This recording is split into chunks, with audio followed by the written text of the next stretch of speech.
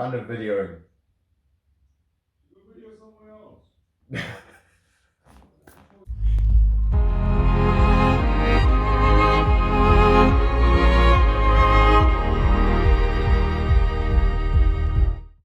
What's up, guys? My name is Marco Menzella. Welcome to I Am Catholic. Welcome to I Am Catholic YouTube channel and to the I Am Catholic project. So today we're going to talk about Lent. That's what the season we started this past week, and that's what the journey that we're taking forward for the next couple of days, next 46 days. I hope that your Lenten journey, at least your sacrifices, are staying strong right now. I know there's definitely been some that I've already been like, oh my Lord, please help me. I really need your strength. Lent is this time of, it's a wonderful, wonderful opportunity that we have, this grace-filled season to really grow closer to God. So it's very important that we take advantage of this period. For example, it's never a good idea to make Lent a short-term game. Lent is not about arriving at Easter and then just eating everything that you gave up. Lent is supposed to be an eternal journey, an eternal evolution of who you are and the relationship that you have with God. Lent is fundamentally about the relationship that you have with God. We need to make sure that by the end of this Lenten journey, we are closer to Him in some way, whether that be by giving up a particular vice that's really been holding us back and holding our relationship back, or whether that be now being able to say at the end of Lent that I have done a lot of good that God would be proud of. It's very important that we are able to do these things and we are able to say that, because this wonderful period is also a gift from God Himself. A wonderful period filled with grace and opportunity to change who we are if what we are and who we are is not getting us closer to God. Okay, but I want to give suggestions and things that you can give up or things that you can take on that aren't common. So I'm not going to talk about chocolate. I'm not going to talk about hot showers or cold showers. I know a couple of people have given that up. Good for you. I tried that once. Didn't work out very well for me. It can be such a wonderful period for us, or it can be a very difficult period for us. Now, if you're journeying with God on this Lenten journey, it is going to be so beautiful. And I know that because that's something that I've experienced before. A couple of years back, when I was in my first year of university, so 2015, I decided just one Lent that I was gonna go to daily mass just for that Lent. It was going to be a struggle, but I was going to make sure that I could try and go to daily mass. And the first day, we went to Ash Wednesday. Obviously, that day ticked. Day two, I went to daily mass with my dad. He took me there, and then we came back and we were like, this is such a wonderful, wonderful journey. We should really do this forever. Day three, my dad was already out. It was gone. But my mom took me on day three. And ever since that day, we have been going to daily mass every day. I found the graces and the blessings that daily mass holds for me. I've encouraged other people to start doing it, and they've started doing it. And we've got a whole culture of daily mass that I'm very proud of in our area. It's not because of me, it's because of God. And this kind of wonderful Lent can be so beautiful if you're willing to share your sacrifice in a way that's going to lead someone else closer to God. Make sure that the only time that you're telling someone about your sacrifice is to either benefit them or to bless them. We know in the Bible, Jesus says, when you're fasting or when you're sacrificing something, don't do it like the Pharisees and the hypocrites in the temple do it. They make a big deal about showing everyone that they are fasting. That's not the point of Lent.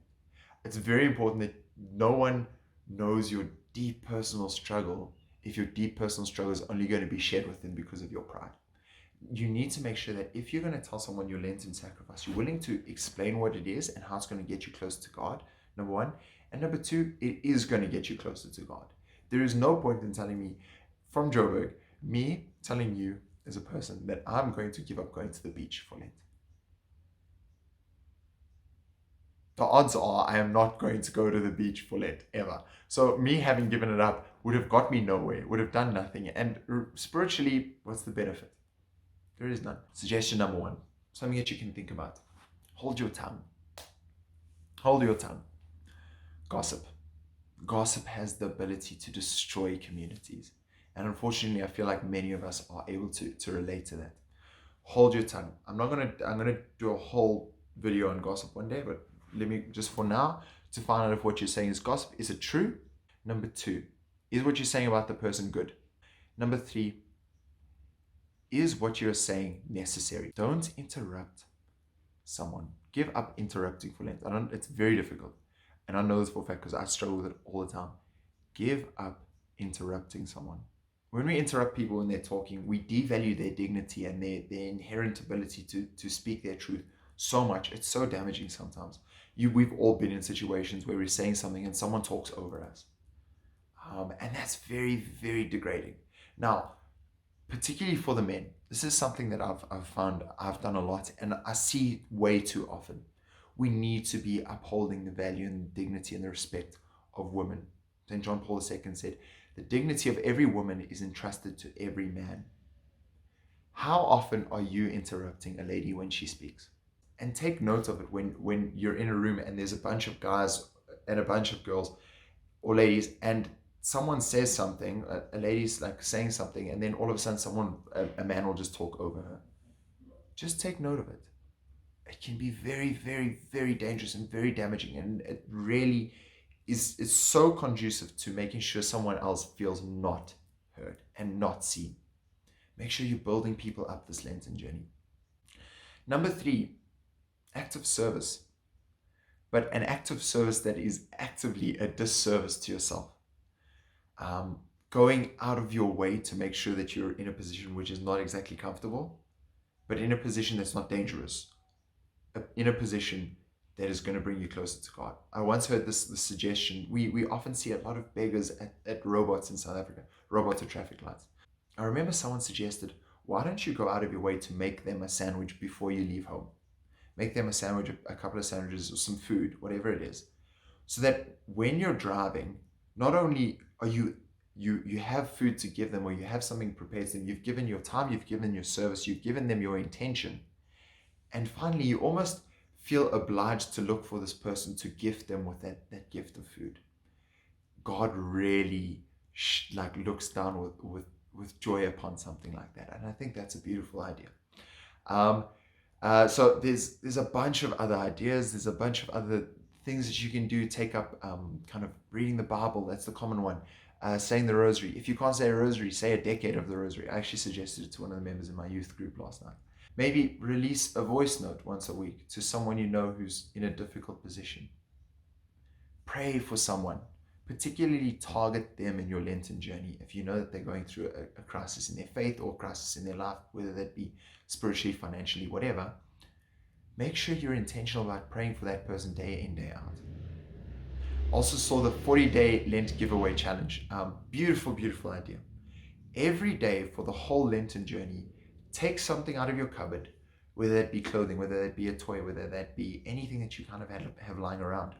Take that out of your cupboard and collect it all. And then on day 40, after Easter, give it to people. Give it to a charity, donate it all to a charity, or find people to give these things to. A wonderful, kind of almost a simple day-by-day thing that culminates in this wonderful act of kindness and this wonderful joy of giving to people. That is so profound and so spiritual and so wonderful. That's a really, really good idea. But in all of this needs to be about God. Lent is not a wayless program. Lent is not an opportunity for you to clean out the house because you haven't done it for however many years. Lent is a wonderful, grace-filled season targeted at improving this wonderful relationship and this wonderful ability that we have to have a relationship with God. Yeah, guys, I sincerely hope that you have the most incredible Lent. As I said, I'll be continuing with this once a week YouTube video. Maybe I'll release another one today for content-wise. But may you be blessed. I'll be praying for you on your Lenten journey. I'll be praying for you wherever you're at. Thank you so much for the support that I've received already. I really, really appreciate it. And I hope that we can continue to grow. God bless, and I'll speak to you guys soon. Ciao.